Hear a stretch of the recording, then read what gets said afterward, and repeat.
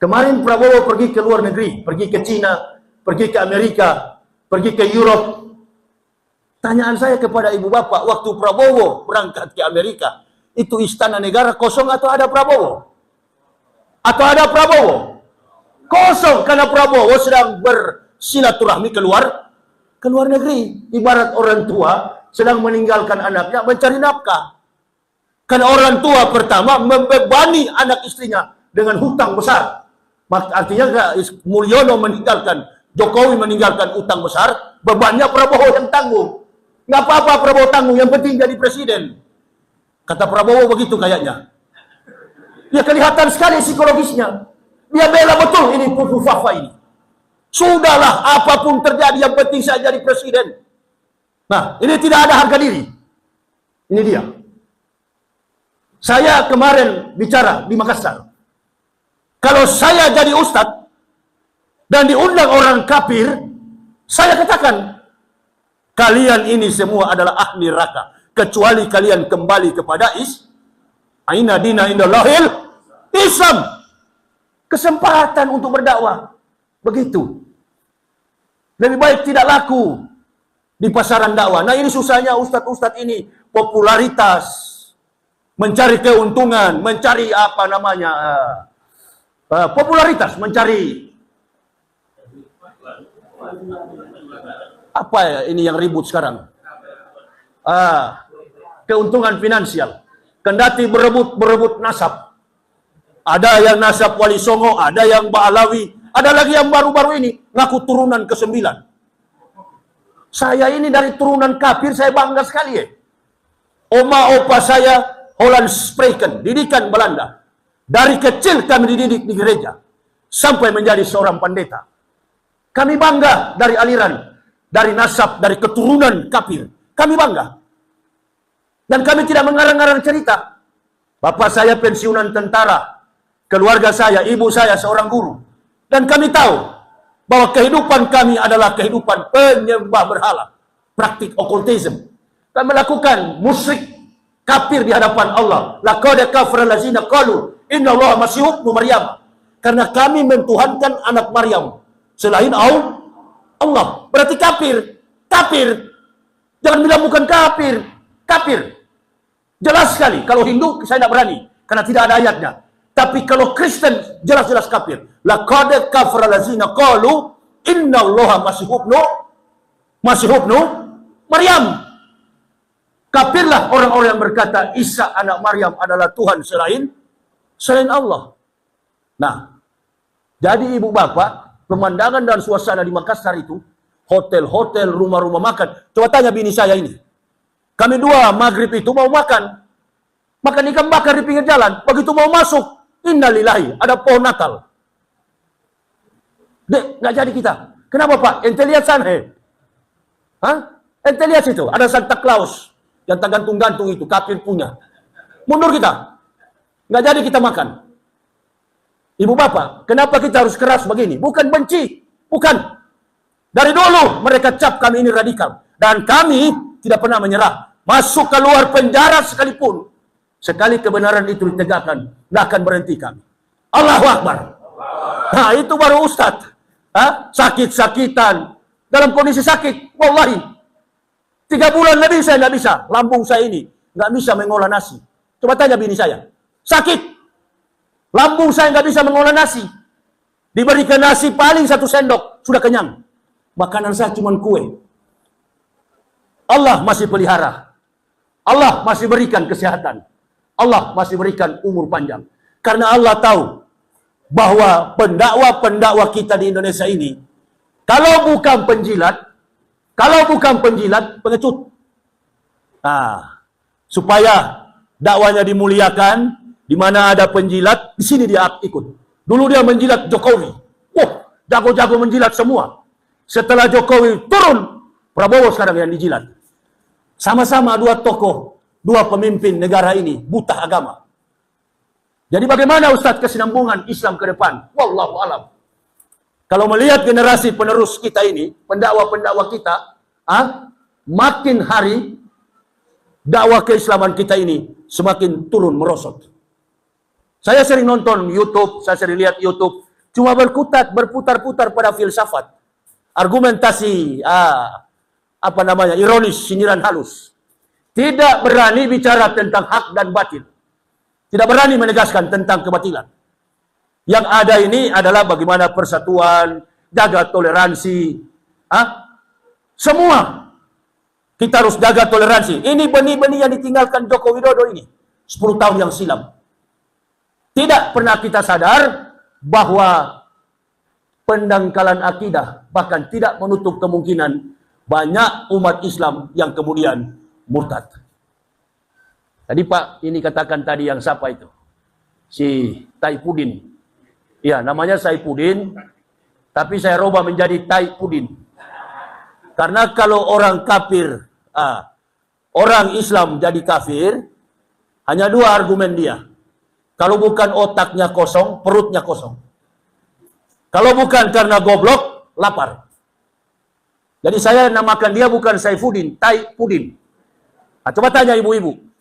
Kalau bikin bersih ikan, perutnya yang dibelah. Karena di perut ikan itu ada tai. Tapi kalau bikin bersih, makan udang itu, bukan perutnya yang dibersihkan. Otaknya yang dibuang, karena penuh tai. Jadi orang yang keluar dari Islam itu, kebanyakan tidak punya kemampuan, kompetensi keilmuan. Tidak ada dasar ilmiah yang membenarkan mereka masuk Islam. Tidak ada. Kalau bukan kawin,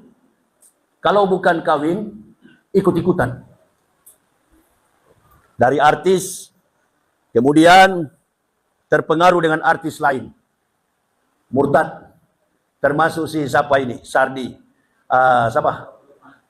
Lukman Sardi. Itu murtad itu karena mencintai perempuan, tidak bersunat.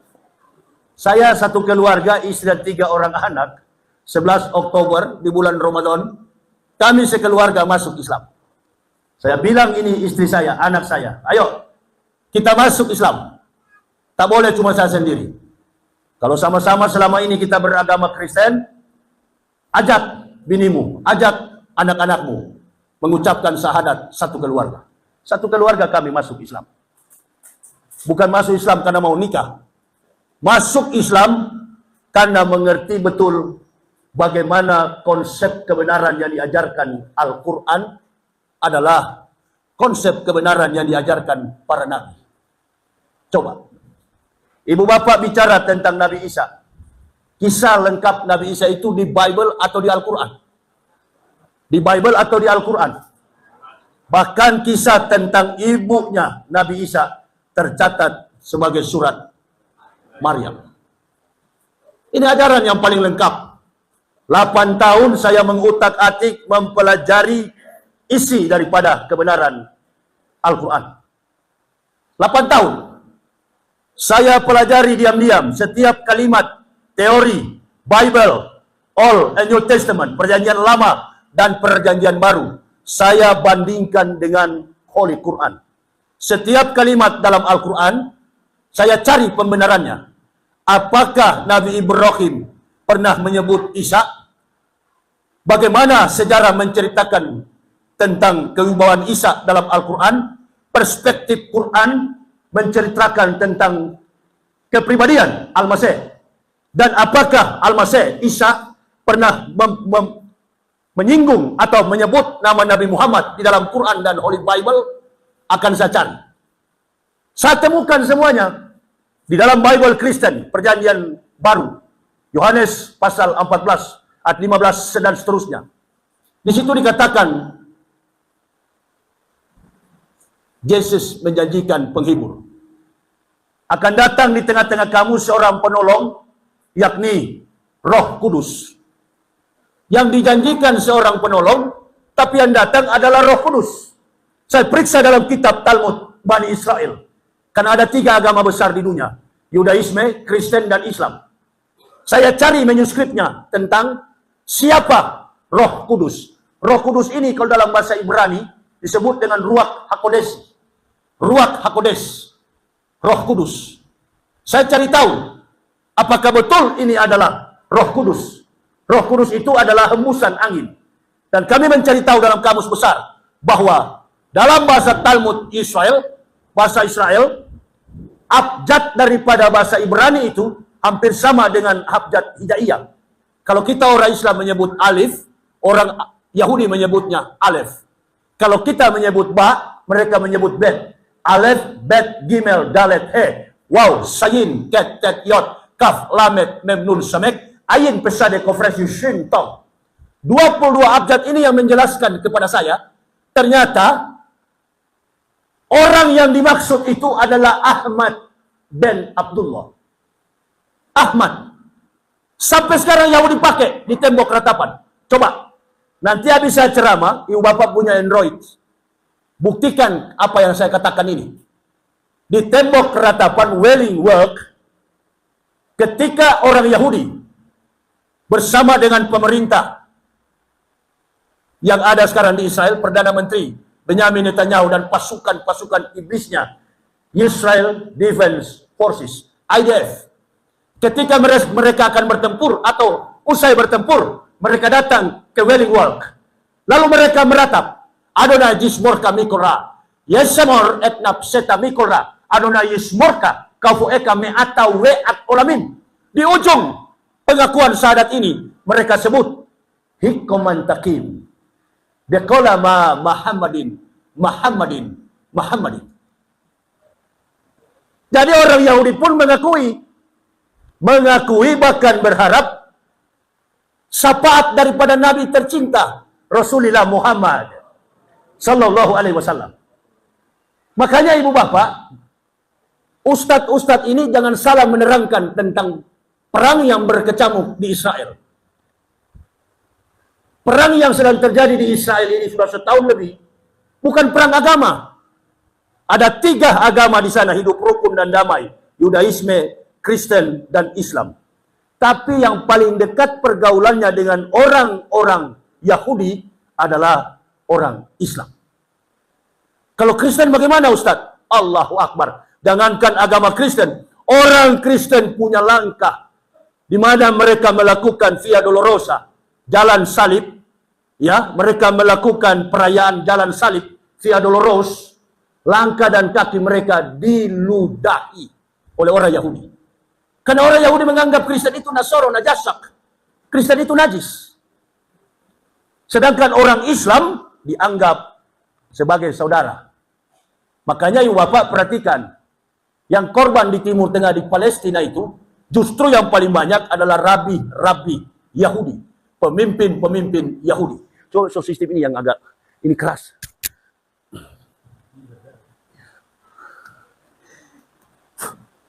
Yang agak lembek, jangan napas saya payah. Nah, ibu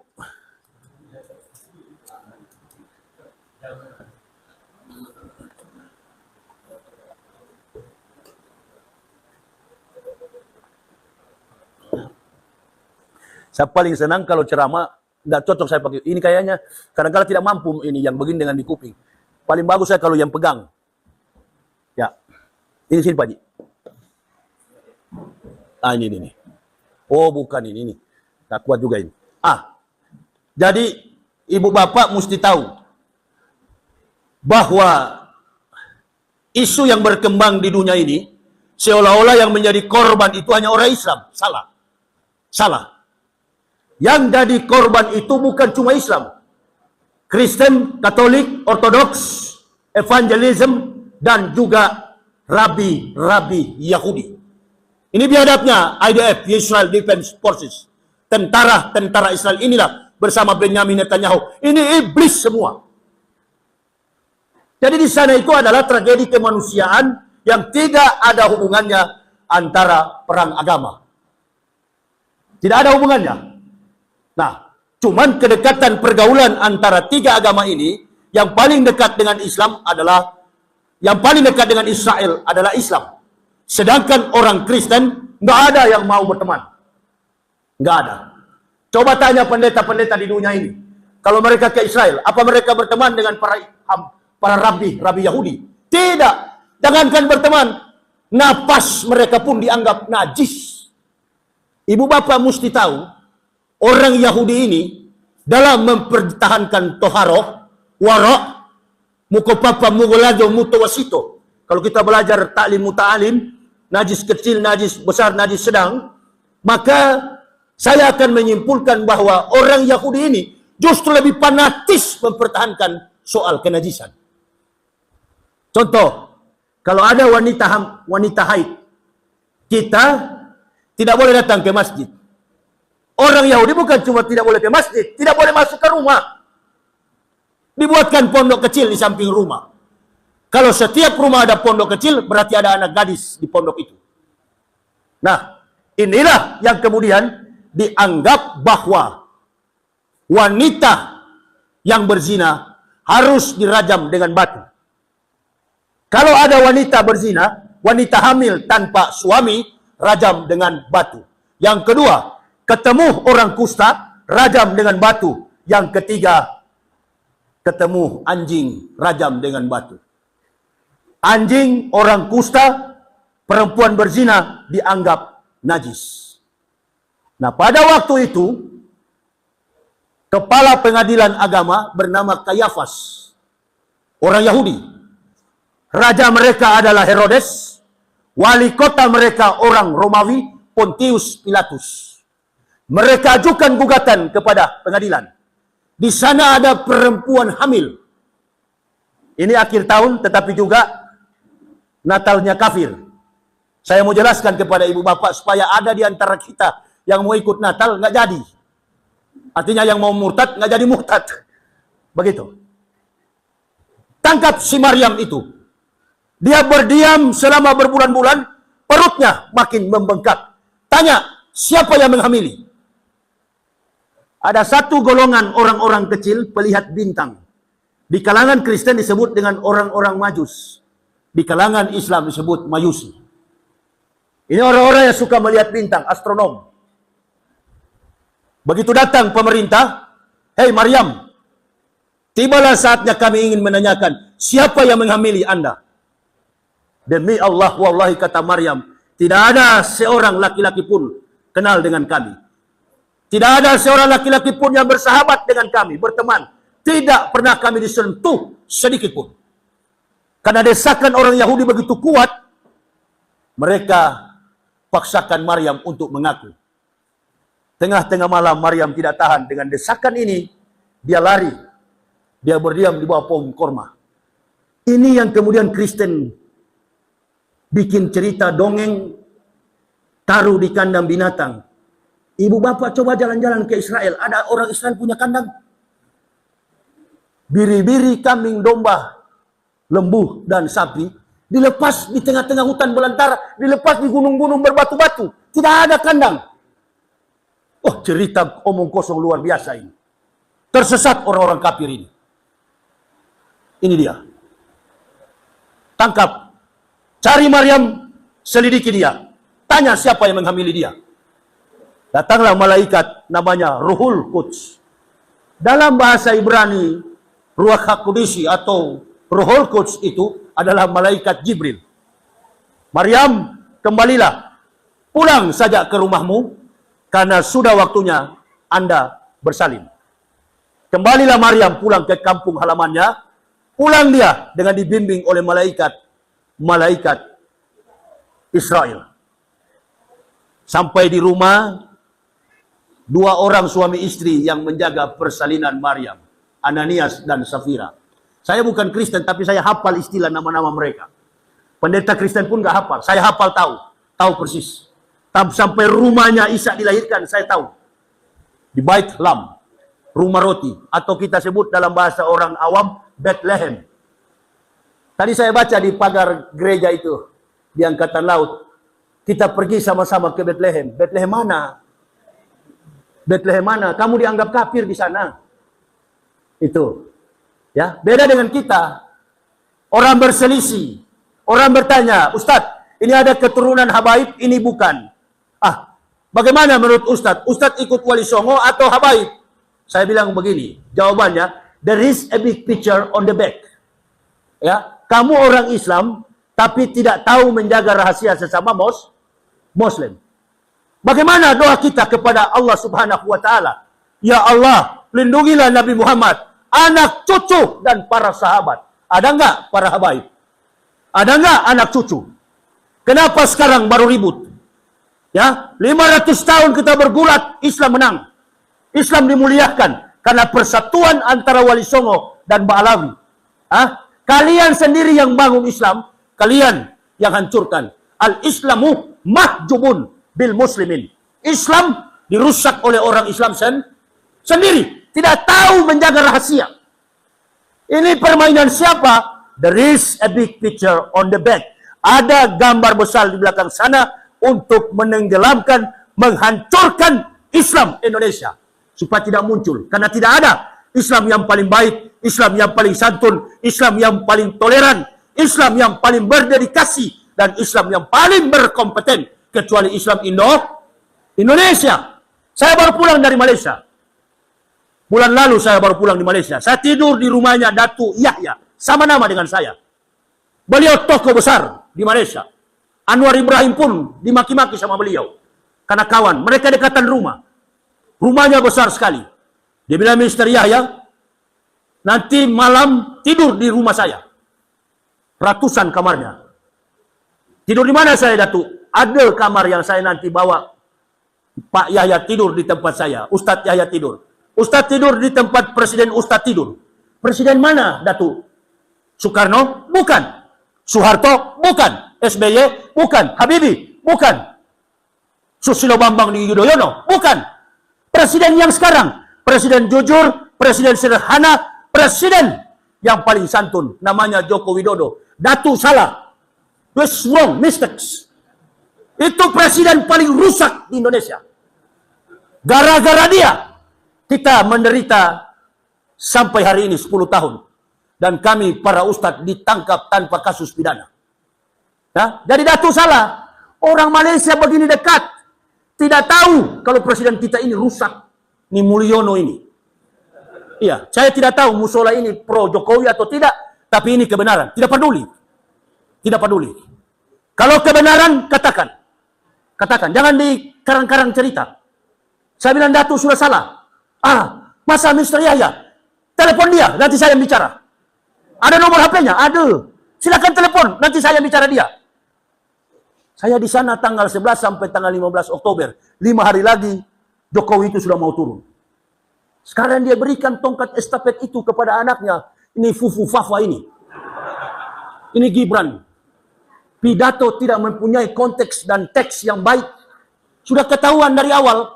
Cara memegang mic di tangan kiri. Tidak pernah latihan leadership. Sudah ketahuan. Jadi kalau orang protes ijazah palsu. Bukan cuma palsu. Memang bukan sarjana. Dari tutur katanya, menggunakan grammarnya pun. Sudah kami ragu dari awal. Biar bagaimanapun pemimpin itu kalau pernah duduk di bangku kuliah. Bertatap muka dalam indeks prestasi kumulatif. Pasti punya kemampuan leader. Punya kemampuan kepemimpinan. Tapi ini memang tak punya apa-apa. Nah kesempatan. Luhut Binsar Panjaitan. Ini bajingan-bajingan semua. Yang menungganginya. Termasuk juga Prabowo. Yang menunggangi. Sekarang kita lihat. Bagaimana realita bangsa kita ini. Jangan kita cuma pikir, oh kita aman-aman saja. Negara Malaysia sana tidak tahu. Bagaimana struktur pemerintahan kita di Indonesia. Dan Jokowi itu dianggap baik sekali. Rendah hati, sepatunya murah, bajunya murah. Betul, tapi haus kekuasaannya luar biasa. Sampai sekarang tidak mau lari dari apa ini. Apa namanya? Kamera. Mau muncul terus. Mau muncul terus. Ya kita doakan Pak Prabowo hati-hatilah. Bapak, karena kalau tidak Bapak akan tergelincir. Ini manusia jago sekali ini. Bagaimana cara menghindar. Dan orang-orangnya banyak di sekitar kita ini. Ya, orang-orangnya banyak. Dulu ada ustadz-ustadz yang setia dengan kita. Sama-sama. Sekarang sudah ikut dengan mereka. Sudah bela-bela itu. Sampai jadi pembohong. Itu siapa? Hasan, Haikal. Itu lidah ular semua itu. Hanya karena fulus. Bangga mereka. Satu sudah menyerah. Menghina-hina tukang es teh itu. Itu. Dasar kompetensi daripada keilmuan seorang ulama adalah bi'ilmi ulama'i, bi'adlil umaro, bisyakawati lakhniyah, bidawatil pukuroi. Jadi dasar keilmuan seorang ulama itu ilmu. Kalau tidak punya kompetensi, tidak berilmu, berarti bukan ulama. Kalau saya sudahlah, jangan dianggap ustadz, bukan ulama. Saya hanya diangkat Allah dari lumpur kafir, lumpur musyrik, ditempatkan ke dalam hidayah Islam. Dan begitu dalam Islam, konsisten. Ya Allah, Engkau berikan hidayahmu, dan saya menemukan kebenaran Islam ini sebagai pegangan hidup mati kami sekeluarga. Satu saja, berikan saya umur panjang, kutegakkan agamamu. Kalau 1000 orang yang berjuang atas namamu sebagai mujahid, maka di dalamnya ada saya. Kalau tinggal 100, aku pun masih ada. Tinggal 10, aku masih ada. Tinggal 1, akulah orangnya. Sekarang sudah terbukti kan? Sekarang sudah terbukti. Tumbang satu persatu, tidak ada lagi yang muncul yang keras. Semua dilembutkan. Semua bila perlu dirangkul. Demi menjaga NKRI. Demi menjaga keutuhan, toleransi antar umat beragama. Ibu bapak tidak tahu taktik. Walan tardo ankal yahud. Wala nasro hatta tatabiya milatahu. Kafir-kafir ini bermain di bawah tanah. Mereka bergerak bagaimana orang Islam itu. Kaum grassroots. Orang-orang yang tinggal di pinggiran, daerah-daerah yang terisolasi. Supaya mereka bisa murtad. Kalau kita di Keranggan sini sulit untuk dimurtadkan. Tapi contoh yang terjadi di Makassar itu. Mulai dari rumah makan, hotel-hotel semua. Merry Christmas and Happy New Year. Aduh, jadi seperti Manado ini. Manado pun tidak begitu sekarang. Periksa saja di Google. Persentase umat Islam di Manado 62%. Begitu. Islamkan yang kafir, kokohkan iman saudara Muslim. Dulu saya masuk Islam, Manado itu cuma 0,18%. Sekarang persentase umat Islam di Manado 62%. Hampir tiap hari orang mengucapkan La ilaha illallah Muhammad Rasulullah. Tertarik dengan ajaran agama ini. Cuma persoalannya inilah. Kadangkala sesama ulama saling menggigit, saling berkelahi. Orang tanya, Ustadz di kubu Ba'alawi atau di kubu Wali Songo? Ya, saya jawabannya bijak. Saya di kubu Ba'alawi, karena itu adalah keturunan Nabi. Dan saya juga ada di kubu para ulama, inal ulama warasatul anbiya. Tapi saya tidak ada dalam kubunya Imaduddin. Saya tidak ada dalam kubunya Imaduddin. Kalau orang bilang Habib Bahar Smith kelakuannya begitu, memang kelakuannya begitu, karena dia lahir di Manado. Dia besar di Manado. Kalau dia lahir dan tumbuh di Jawa, insya Allah, karakternya cooling down. Karakternya pasti tenang. Tapi karena dia tumbuh lahir dan dibesarkan di Manado, maka karakternya seperti orang Manado. Itu Bahar Smith.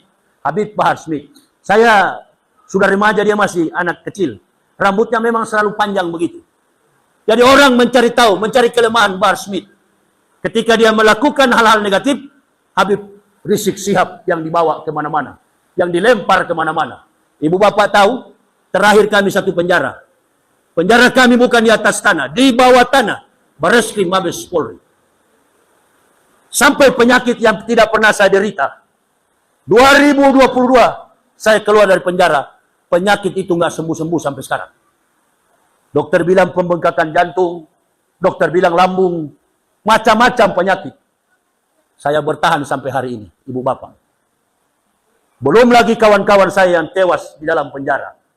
Di dalam penjara itu tidak ada ventilasi. Hanya kipas angin. Kalau kipas angin mati, lampu mati, sulit kita bernafas. Penjara di bawah tanah. Bersama dengan Habibana Muhammad Rizik Syihab. Dari semua tahanan yang sakit, hanya Habib Rizik yang nggak pernah sakit. Ini. Jaga persatuan ini. Kenapa sama-sama orang Islam saling menjelekkan? Apa untungnya? Apa manfaatnya bagi umat? Umat jadi bingung. Banyak jemaah yang bertanya, Ustadz, tolong bicarakan. Setiap ceramah sampaikan itu, Ustadz. Ustadz di pihak mana? Saya tidak ada di pihak manapun. Saya bela Ba'alawi, saya bela Wali Songo. Ba'alawi adalah keturunan Nabi dan Wali Songo adalah pewaris dari para Nabi. Innal ulama warasatul anbiya. Ulama itu adalah pewaris Nabi. Jadi saya tidak mungkin tidak beriman kepada anak cucu Nabi, zuriat Nabi, dan tidak beriman kepada para ulama. Saya hormat, saya respect, saya takzim kepada mereka. Yang saya tidak hormat, yang saya tidak tajam itu tuh Imadudin itu. Dia yang bikin kasus. Bukan main dosanya nanti itu. Saya juga berteman sama Haji Roma Irama. Tapi dengan kejadian begini, saya diundang. Satu waktu saya diundang, wallahi, saya sampai viral di YouTube. Undang Ustadz Yahya Waloni. Waktu sebelum ceramah, saya nggak tahu kalau saya diundang ceramah, Pak Haji. Di warung di belakang, saya di-input terus di kuping. Ustadz mesti begini, kita mesti jujur bicara soal begini, begitu, begini. Mana saya tahu? Orang saya dari kafir. Dan saya tahu, jangankan Habib Rizik dan Nabi Muhammad. Ya, sekali lagi, jangankan Habib Rizik dan Nabi Muhammad. Panggil orang Arab yang sudah lahir di Indonesia, ibunya Jawa, bapaknya orang Arab, ya, dan kemudian periksa gen dengan orang Yahudi. Periksa gennya. Sama enggak dari keturunan Ibrahim? Ini kok langsung periksa gennya Rasul dari Ibrahim dulu. Bu, berapa bini Ibrahim? Berapa bini Ibrahim? Sampai ada istilah Hebrew. Hebrew itu menyeberang sungai. Delta Mesir. Mereka mau ke Mesir dari Babilonia. Kota pertama kali yang menjadi kota metropolitan di dunia sebelum ada Amerika, Eropa adalah Babilonia. Nah, Babilonia ini adalah tempat di mana perampokan sering terjadi oleh bapaknya Ibrahim. Bapaknya Ibrahim ini perampok besar. Termasuk gurunya Imam Syafi'i. Fudail bin Iyad. Mantan perampok, mantan pencuri, dan lain sebagainya. Mereka menyeberang sungai Delta Mesir. Sampai di Mesir bertemu perempuan namanya Siti Hajar. Lahirlah anak pertama bernama Ismail. Kebetulan Sarah ini mandul. Ketika malaikat akan menghancurkan Sodom dan Gomora, malaikat bilang kepada Ibrahim, kamu sudah tua sekali. Istrimu juga sudah tua sekali. Tapi istrimu sakit hati sekarang. Insya Allah, tahun depan, anaknya akan lahir. Namakan dia Ishak. Lahirlah, tapi ini Ismail sudah lahir. Hati terbakar sebagai seorang madu. Istri tua. Melihat Allahu Akbar, ini istri muda cepat sekali melahirkan anak. Mau lari tak boleh dari panggilan Allah. Tapi memang cantik perempuan Sarah ini. Perempuan dari Ur Kasdim. Ur Kasdim itu Irak. Lahirlah. Kemudian namanya Ismail. 13 tahun kemudian lahir perempuan. Sarah punya anak bernama Ishak. Disunat adalah Ismail. Disembelih. Dijadikan sebagai ujian adalah Ismail. Di kitab Kristen, Ismail lebih dulu lahir, lebih dulu disunat, dan dikatakan Ishak. Dia sendiri yang menuliskan bahwa yang lebih dulu lahir adalah Nabi Ismail. Tapi yang dibaptis, yang disunat adalah Ishak. Nah, ini kitab gila, kitab tidak masuk akal. Makanya saya perlihatkan kepada hakim di pengadilan. Hakim tanya kepada pendeta-pendeta ini, coba tolong luruskan dulu ini. Coba tolong luruskan. Ya, sudah jelas-jelas bahwa yang lahir pertama anaknya bernama Ismail. Tapi menurut Kristen, anak yang tunggal adalah Ishak, jauh, belum lahir. Nah, ini cerita gila semua, tidak kontekstual, tidak sistematik, tidak masuk tale plus superstition becomes nonsense. Dongeng tambah tahyul sama dengan omong, nggak bisa dipercaya, itu palsu semua. Dan saya punya data tentang kepalsuan Bible itu. Saya perlihatkan di depan pengadilan. Bebas saya. Lahirlah anak ini, kemudian disunat. Disunat dengan Ibrahim. Lalu, saya mau tanya ibu. Kalau ibunya dua, bapaknya satu. Ismail dan Ishak ini anak tiri atau anak kandung? Sekali lagi, anak tiri atau anak kandung? Kandung, karena dari satu bapak. Kecuali bapaknya 11, ibunya satu, berarti anak buangan. Tapi di Islam pun tak boleh. Tak ada anak haram. Alastu birabbikum qalu bala. Syahidna. Ada agreement, ada perjanjian. Itu adalah milik Allah. Kafir di luar sana, ibu-ibu umur 120 hari kandungannya, tanya dia, you punya kandungan umur berapa Maria? Kalau Islam Maria Magdalena.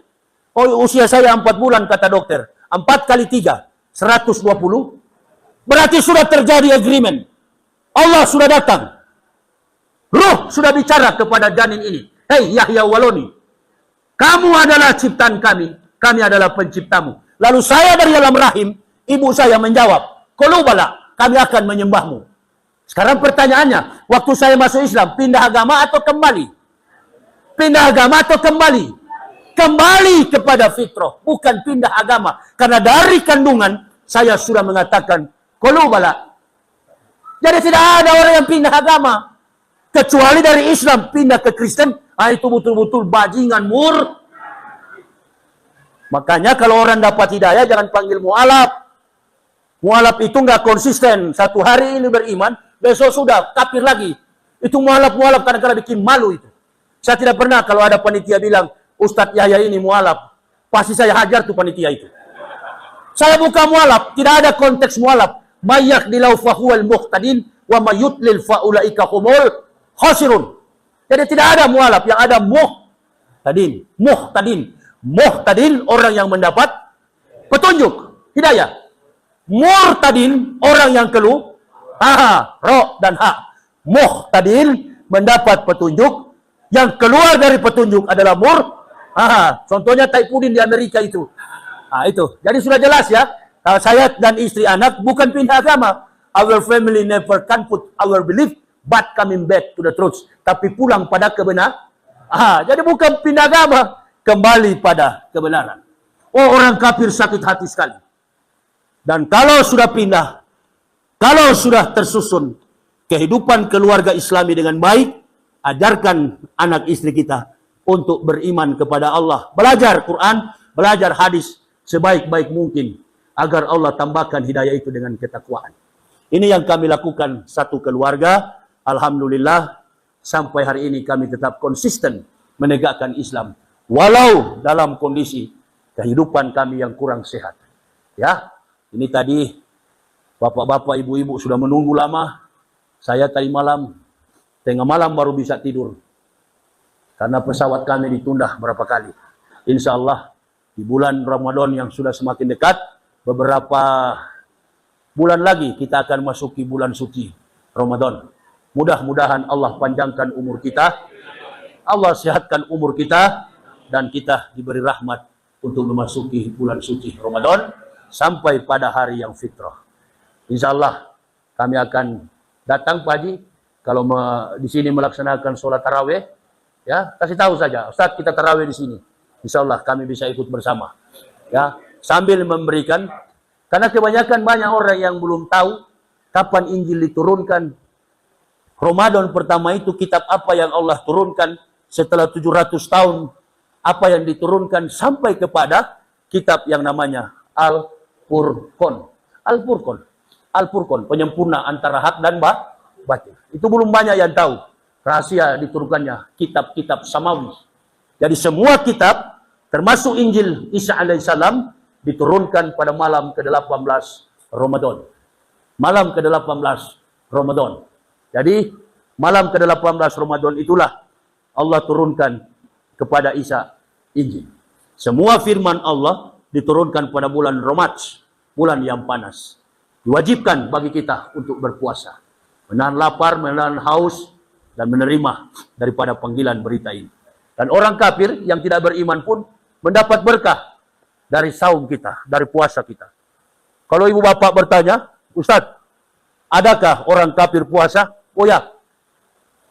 Bahkan ada gereja yang setiap hari Sabtu dia harus puasa. Namanya Adventis. Adventis itu bahasa Ibraninya, Advent itu menanti. Jadi mereka sampai hari ini belum percaya Al-Masih itu sudah datang. Maka dikasih nama Adventis, gereja penantian. Padahal mereka tidak tahu bahwa Isa Al-Masih sudah pernah datang. Pernah datang dan tinggal di Gunung Libanon. Ibunya meninggal di Gunung Libanon, sementara Al-Masih diraibkan oleh Allah. Ya, disunyikan oleh Allah, digaibkan oleh Allah, sampai sekarang mereka perselisihkan dan mengatakan Isa Al-Masih mati tersalib. Pertanyaannya sederhana, kalau betul Isa tersalib, tersalibnya di mana? Di mana kata pendeta-pendeta, kata orang Kristen? Di Golgota. Golgota itu artinya tempat eksekusi mati tentara Romawi. Orang-orang yang pelanggaran kasusnya sudah residivis, sudah berulang-ulang kali melakukan tindakan pidana, itu harus disalib. Nah, tempatnya di mana? Golgota. Golgota itu bahasa Ibraninya Bukit Tangkorak. Karena semua mati jadi tengkorak di situ. Dan katanya Al-Masih disalib di situ. Pertanyaannya simple logic. Kalau betul Isa Al-Masih tersalib di situ dan tanah terbelah dua, orang mati bangkit kembali menurut berarti yang percaya dan beragama Kristen pertama kali adalah orang Yahudi. Yahudi agamanya apa sekarang? Yudaisme, kitabnya Talmud, dan tidak percaya kepada Nabi Isa. Mereka akan percaya Nabi Isa kalau Nabi Isa dari keturunan mereka akan percaya Nabi Muhammad kalau Nabi Muhammad dari keturunan Nabi Ishak. Tapi sayang seribu sayang, Nabi Muhammad dari keturunan Nabi Ismail. Itu yang mereka tolak. Cuman syafaat yang ada pada Nabi Muhammad selalu mereka harapkan. Hikoman takim dekholama Muhammadin. Kami harapkan selalu, wahai Muhammad, syafaatmu Muhammad. Syafaatmu Muhammad, syafaatmu. Jadi mereka menunggu syafaat Nabi kita, Rasulullah Muhammad Sallallahu Alaihi Wasallam. Nanti ibu bapak lihat di YouTube, orang Yahudi menyebut nama Nabi Muhammad di tembok ratapan. Ikoman takim. Kami menunggu syafaat yang dari engkau Muhammad. Karena mereka juga tidak mau masuk neraka. Mereka ingin masuk surga, tapi tak bisa. Surga itu adalah hak prerogatif Allah yang mengucapkan La ilaha illallah Muhammad Rasulullah. Itulah yang akan masuk ke dalam surga.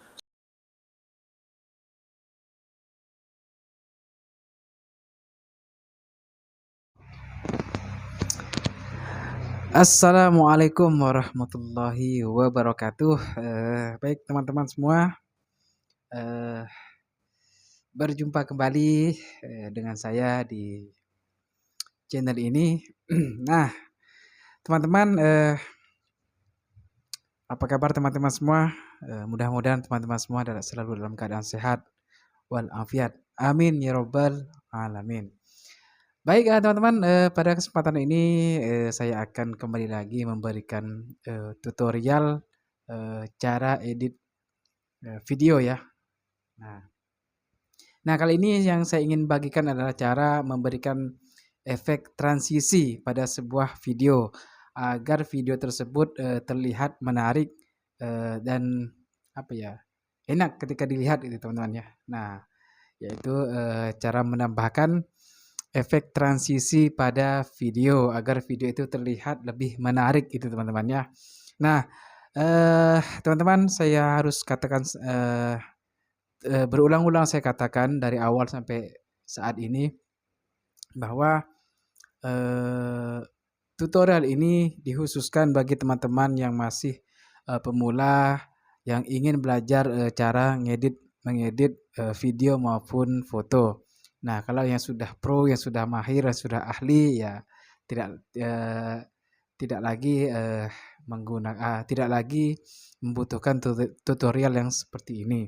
Nah, jadi teman-teman terkhusus ini untuk teman-teman yang masih sangat pemula yang belum pernah cara mengedit foto maupun video. Nah, di sini saya akan membagikan cara-cara atau langkah-langkah dalam mengedit sebuah foto maupun video untuk yang masih pemula dengan cara yang sangat mudah dan bisa dipahami. Nah, itu teman-teman ya. Jadi kita sama-sama belajar.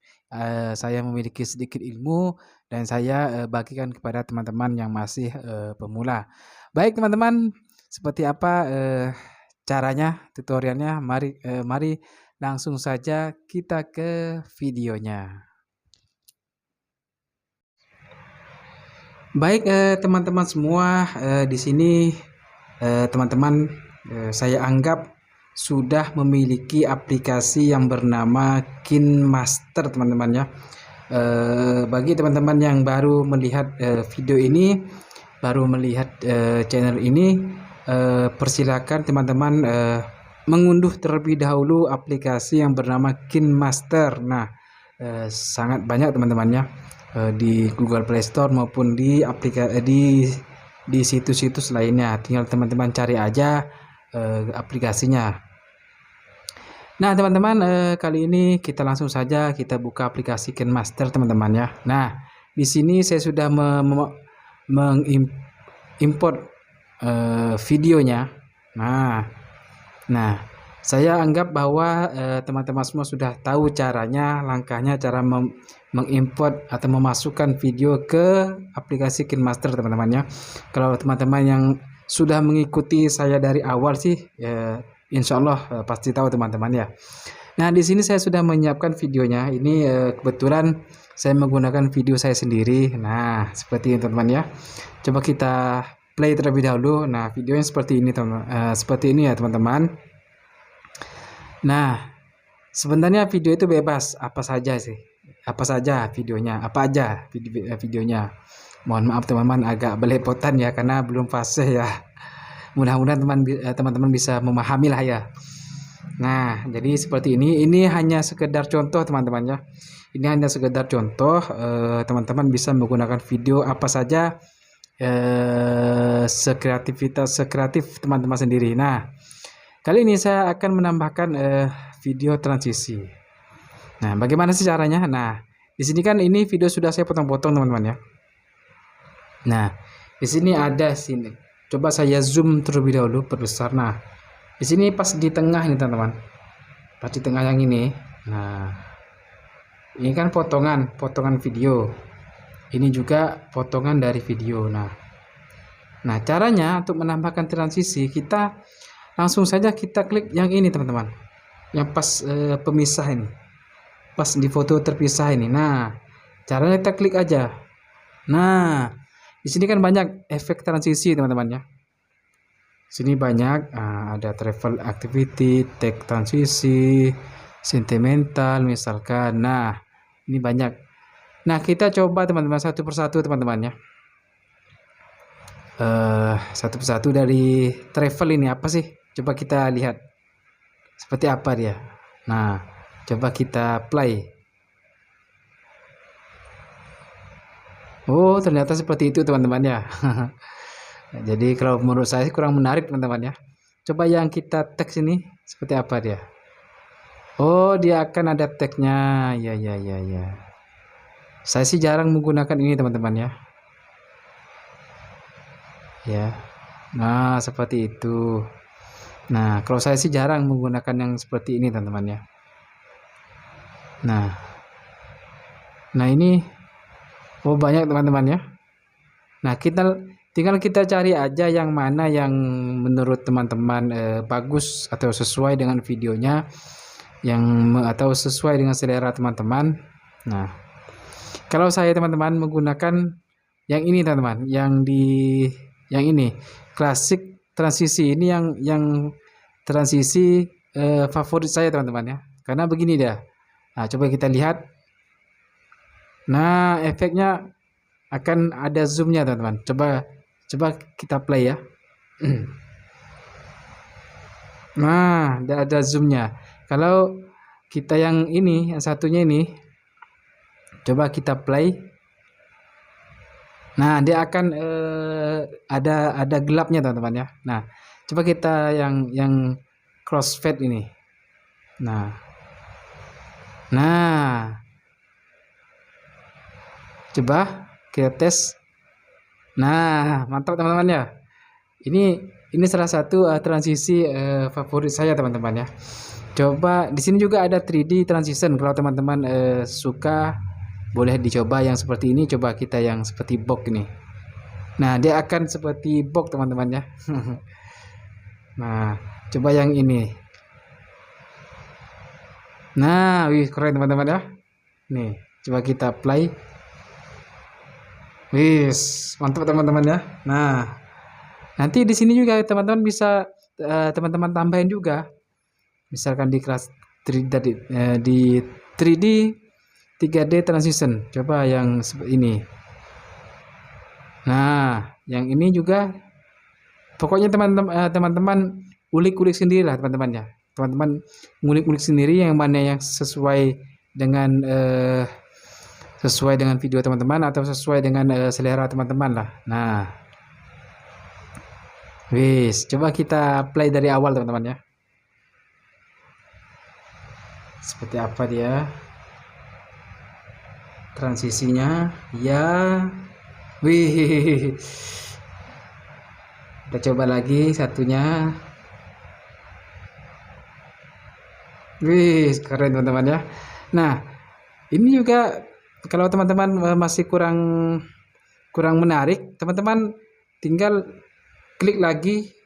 Nah, cari lagi mana teman-teman yang teman-teman inginkan. Nah, kalau ini misalkan contoh circle ini, oh seperti itu teman-teman ya, Star Web. Nah, coba kita play. Nah, seperti itu teman-teman ya. Nah, kita kalau teman-teman dirasa kurang itu ya, kita teman-teman cari terus. Nah, wih keren teman-teman ya. Nah, coba yang ini teman-teman. Ini kita play dari awal ya. Bagaimana hasilnya? Ini yang pertama tadi teman-teman ya. Transisi yang pertama tadi. Wis, mantap teman-teman ya. Ada efek berputarnya. Yang kedua. Wis, keren teman-teman ya. Ini mantap teman-teman. Nah, jadi kalau teman-teman pengen yang seperti ini ya silakan. Yang mana aja yang sesuai dengan selera teman-teman masing-masing. Jadi seperti itu teman-teman ya. Nah, oke kita lihat sekali lagi, kita play sekali lagi. Nah, agar teman-teman mendapat gambaran nantinya ketika ingin mengedit. Nah, oke teman-teman. Oke. Nah, baik teman-teman. Sudah kita coba tadi yang hasilnya yang seperti ini, keren banget teman-teman. Coba lihat, coba perhatikan. Wih, mantap teman-teman ya. Nah, coba teman-teman lihat lagi yang kedua ini. Wih, keren teman-teman ya. Nah, jadi seperti itulah kira-kira teman-teman ya. Caranya yang sangat mudah, simple dan pasti, insya Allah pasti teman-teman pemula ini pasti bisa memahaminya, pasti bisa mengikuti cara-caranya, pasti teman-teman ya. Karena ya sangat mudah teman-teman ya, sangat mudah, tidak ribet lah pokoknya. Dan juga aplikasi KineMaster ini juga sangat simple, bisa dibilang user friendly teman-teman ya. Tampilannya yang sangat mudah, yang bersahabat gitu ya, tidak ribet, tidak banyak tool-toolsnya. Kalau saya katakan bahwa aplikasi KineMaster ini sangat cocok untuk yang masih sangat pemula ya, sangat cocok. Jadi kalau kita sudah tahu dasar-dasarnya, insya Allah nanti kita menggunakan aplikasi apapun kita akan bisa menggunakannya. Paling tergantung waktu aja lah. Tergantung waktu maksudnya. Karena tadi kita sudah mengetahui, sudah paham dasar-dasar cara mengedit. Jadi ketika kita menggunakan aplikasi yang lebih pro ya, yang lebih tinggi, yang lebih komplit dari KineMaster ini, jadi kita tidak bingung lagi karena kita sudah dasarnya kita sudah dapat itu loh. Ilmunya sudah tahu. Jadi bisa dengan mudah. Tinggal cara penyesuaiannya saja teman-teman. Nah teman-teman gimana menurut teman-teman semua? Pasti sangat mudah sekali untuk dipahami dan dipelajari teman-teman ya. Ini terkhusus untuk teman-teman yang masih sangat pemula. Jikalau teman-teman masih bingung, diulang-ulang aja video ini sampai teman-teman paham. Tapi kalau saya rasa sih teman-teman dengan melihat hanya sekali aja sudah bisa mengerti teman-teman ya. Karena ya sangat simpel, sangat simpel teman-teman ya. Meskipun teman-teman yang sangat pemula masih pemula, ini pasti bisa lah. Yang penting kita itu mau belajar teman-teman ya. Saya dulu aja kalau boleh saya cerita sedikit, melihat hasil orang mengedit itu heran teman-teman ya. Herannya begini, kok bisa ya? Kok bisa kan gitu ya? Kok ada efek-efeknya itu gimana ya? apa ya, pikiran saya itu apa ya, kok ini pasti mengeditnya rumit, sulit, atau prosesnya lama nih. Eee, pemahaman saya dulu sepertinya pemahaman saya dulunya seperti itu teman-teman ya. Namun sekarang ketika saya sudah belajar dan sedikit-sedikit sudah mengetahui ilmunya, caranya, itu oh ternyata, gampang juga gitu teman-teman ya. Ternyata ada gampang juga, tidak semuanya sulit. Nah ketika kita sudah tahu ilmunya ya, mungkin yang sulit pun bisa jadi gampang gitu teman-teman ya, karena tadi kita sudah paham, sudah menguasai ilmunya.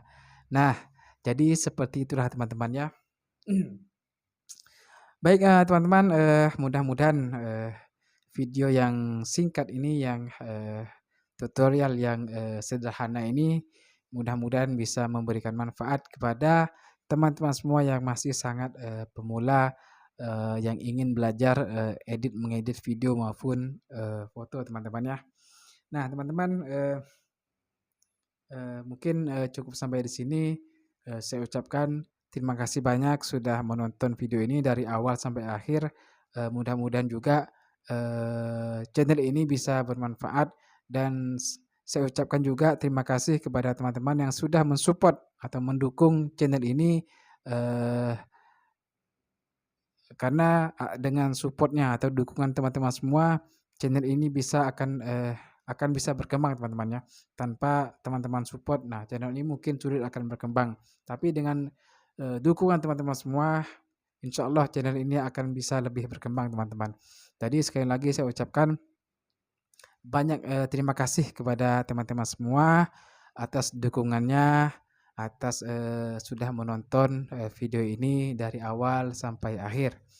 Baik, teman-teman, cukup sampai di sini, insyaallah, kita berjumpa lagi di lain kesempatan.